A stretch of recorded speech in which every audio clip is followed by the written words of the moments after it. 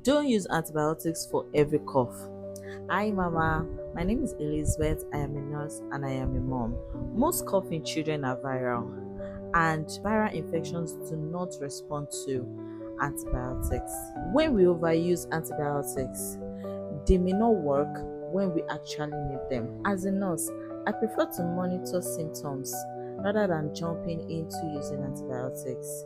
If there are no confirmed bacterial infection after taking a test, rest, fluids, and time are often enough. Protecting your child's immunity is very, very important.